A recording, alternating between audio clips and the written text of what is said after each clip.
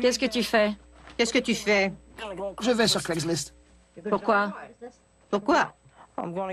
J'essaie de trouver des meubles gratuits que je pourrais nettoyer et revendre. Je t'aime. Que Dieu te bénisse. Je fais ce que je peux pour survivre.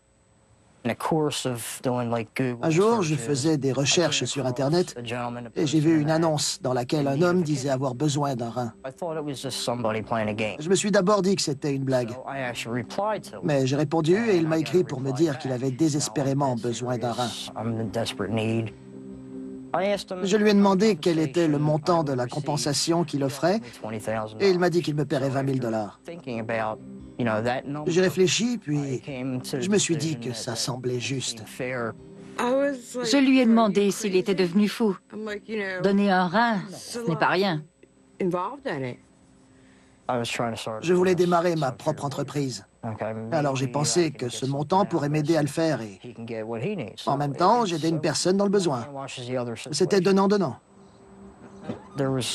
J'ai dû me rendre à l'hôpital à de nombreuses reprises pour passer plusieurs examens médicaux.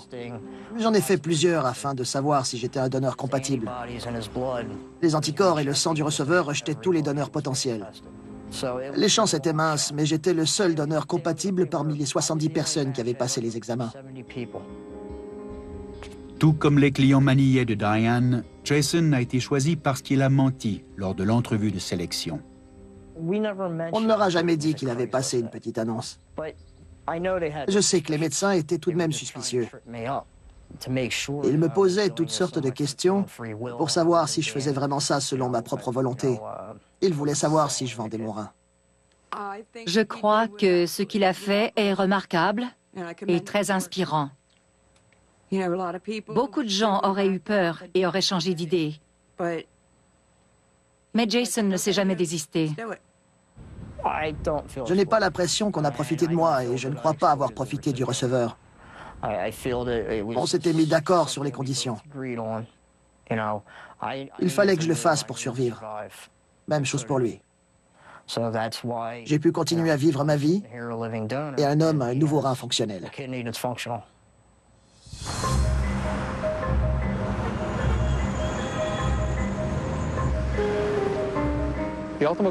La meilleure action qu'on puisse faire est de sauver la vie d'une autre personne. Le gouvernement m'encourage à me rendre à l'hôpital pour faire un don de rein altruiste. Le don d'organes est considéré comme une bonne action. Alors pourquoi ne pourrait-on pas offrir des compensations pour inciter plus de gens à le faire? Pourquoi ce serait mal? Si donner un rein était un geste horrible et couvrir nos corps pour venir en aide à des étrangers était immoral, je comprendrais pourquoi le gouvernement interdirait les dons faits en échange d'argent et les dons altruistes. Mais les dons altruistes sont permis, alors pourquoi on interdit ceux faits pour l'argent? Robbie Berman est un activiste qui tente de convaincre le gouvernement de créer un organisme qui indemniserait les donneurs de reins. Je vous explique le script. Vous serez tous d'un côté de la rue et vous regarderez l'édifice d'en face avec un air paniqué parce qu'il est en feu et qu'un garçon vous appelle à l'aide. Quand le papier brûlera, regardez vers le haut.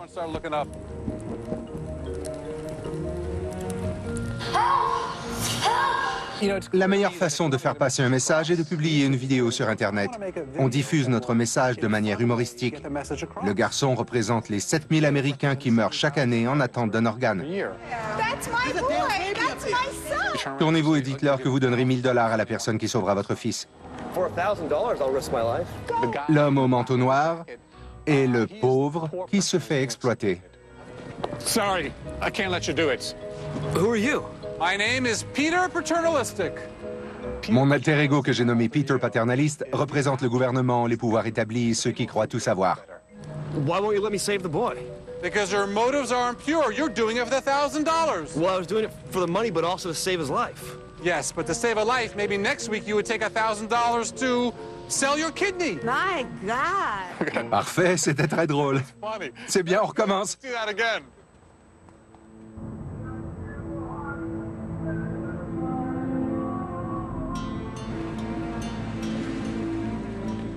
Le cœur de l'affaire Medicus, c'est l'exploitation des victimes, qui sont réduites à vendre un organe par pur désespoir.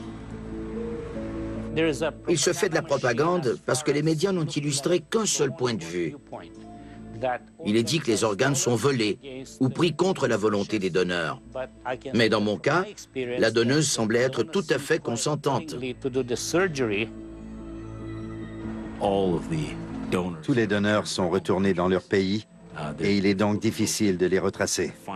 Mais on doit les retrouver afin qu'ils nous fournissent des preuves. Ils ne voudront probablement pas tous coopérer parce qu'ils ont honte ou parce qu'ils se sentent trahis et lésés. La donneuse de Raoul Fenn permettra peut-être d'éclaircir le mystère de Medicus. Au moment où les policiers ont effectué une descente à la clinique, ils ont saisi plusieurs documents, dont une photocopie du passeport de la donneuse. La présumée victime de ce réseau international de trafic d'organes est une femme nommée Anna, qui vient de Moldavie. Cette femme est le chaînon manquant qui nous permettra de mieux comprendre le fonctionnement du marché noir des organes.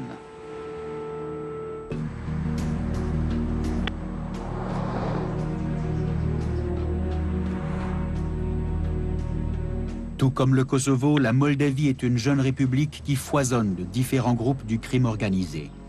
Ce pays a d'abord été connu pour ses exportations de vin et de fruits et légumes, mais aujourd'hui, il exporte de pauvres donneurs d'organes. C'est dans ce petit appartement qu'habite la donneuse de Raoul Fenn, Anna Rusalenko, une femme de 48 ans qui vit seule. Elle a découvert Medicus grâce à une petite annonce dans un journal de langue russe.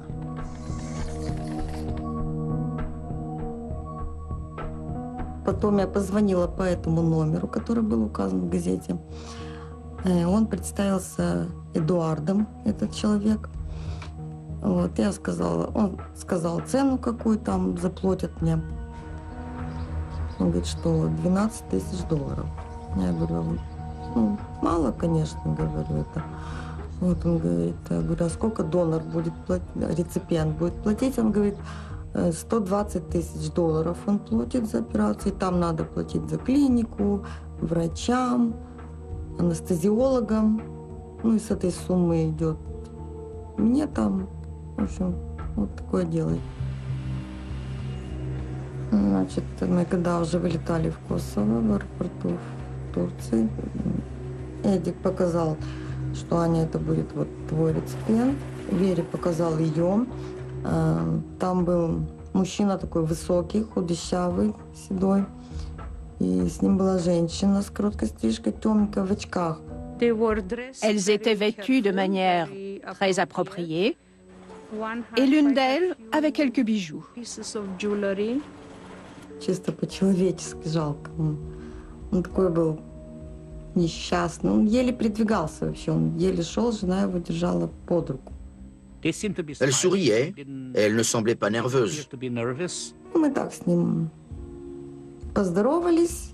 Да, естественно, мы не общались в самолете.